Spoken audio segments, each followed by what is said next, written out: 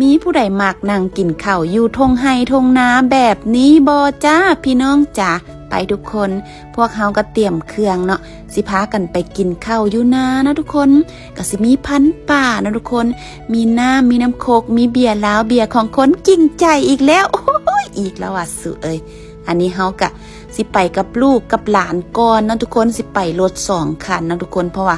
คนก็เต็มเครื่องก็เต็มนะทุกคนไปเฮาจะออกเดินทางไปน้ำกันเลยนะทุกคน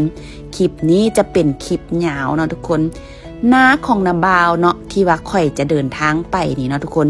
ก็บ่ได้ห่างไกลจากบ้านปานใดเนาะเป็นทางคอนกรีตพุ่นนะจ๊ะอันนี้ก็ถึงแล้วจ้ะพี่น้องจ้ะด้านหน้าแล้วก็จะเป็นทุ่งนาจ้ะแล้วก็มีน้ำห้องทุกคนคิดฮอดตอนสมัยยังน้อยเลยทุกคนโอ้ยกลับมาสัมผัสกับบรรยากาศแบบนี้อีกแล้วทุกคนอันนี้ลูกๆหลานๆอันนี้สมัยพรเอาเบียร์ลาวมานำอีกทุกคนเบียร์ลาวเบียร์ของคนจริงใจไปอยู่ใส่ก็ต้องมีทุกคน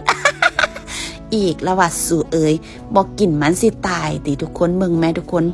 พายางมาเบิ่งแบบบรรยากาศริมทุ่งนานะจ๊ะอันนี้ก็เริ่มแบบกำลังสีดำนานะทุกคนผู้ใดมากบรรยากาศแบบนี้เนี่ยทุกคนมีหนองป่าให้ซิดเบ็ดอันทั้งนาก็จะเป็นทุ่งนานะจ๊ะพวกข่อยก็สิพากันปูสาดเอาแบบนี้เลยข่อยจะบอกว่าพี่น้องเอ้ยกินอ้ายขี้ตุ่มทุกคนได้สัมผัสแบบนี้คิดฮอดตอนข่อยยังน้อยนะทุกคนไปดำนาอันนอนอยู่เทิงแคนาเลยทุกคน มวนซืนนอนตากอันแดดอยู่เทิงคันนาแหมพี่น้องสมัยอันตอนอันนาบ่าวข่อยเพิ่นดำนาอยู่ตัวหน้าอันอยู่หลัก15นะอันนี้ก็นาบ่าวข่อยนะทุกคนเพิ่นสิใช้วิธีการดำนาด้วยการยืนเอานะจ๊ะพี่น้องจ๋าอันนี้กะเก็บบรรยากาศมาให้พี่น้อง FC ได้เบิ่งกันนะทุกคนส่วนไฟล์นี่ก็สิเป็นอันไฟล์เตรียมของกินจ้ะจักหน่อยนาบ่าวแบบเพิ่นดำนาขึ้นมาเพิ่นก็สิมากินทุกคนกินหลายคนก็ม่วนซื่นนะจ๊ะพี่น้องจ๋ากินกับเบียร์ลาวอีกแล้วโอ้ยกูละเมื่อยอันเบียร์ลาวเบียร์ของคนจริงใจนะทุกคนกินย้ำใดบ่เมาก็ฮาก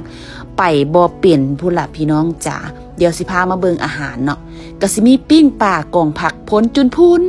มีตำบักฮุงใส่ปลาแดกมีแกงหน่อไม้ทุกคนจ๋าไผมักคลิปนี้อย่าลืมกดไลค์แล้วก็มาคอมเมนต์ให้กันในเด้อจ้ะพี่น้องอันนี้นะบ่าวข่อยก็ขึ้นมาแล้วนะทุกคนเนาะดำนามาผักกินข้าวเนาะทุกคนกินซุ้มกันเมาม้อยหอยสังอีกแล้วนะจ๊ะพี่น้องจ๋านี่ละทุกคนได้กลับมาแล้วได้สัมผัสกับบรรยากาศได้ซุ้มแซวพี่น้อง